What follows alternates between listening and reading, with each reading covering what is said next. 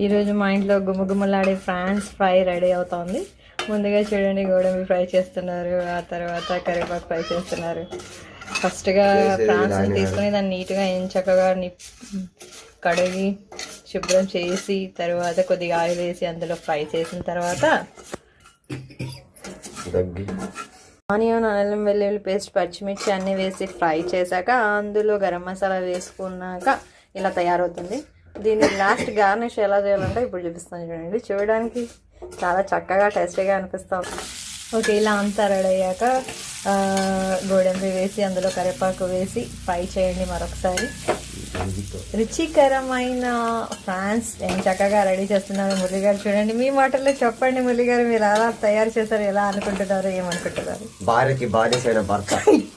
Last ఫైనల్గా France fry అయితే ready అయిపోయింది. ఇప్పుడు టేస్ట్ చూడడానికి తనుష్ గారు, వాళ్ళ నాన్నమ్మ గారు, మురళి గారు రెడీగా ఉన్నారు. స్వాతి ఎంత చక్కగా ఫ్రాన్స్ ఫ్రై చేసిందంటే ఈరోజు అందరూ చాలా వావ్ అంటున్నారు. ఇప్పుడు మేము ట్రై చేస్తున్నామన్నాం కదా, పక్కా అంబులెన్స్ కి అయితే మేము ఫోన్ చేయాల్సిందే.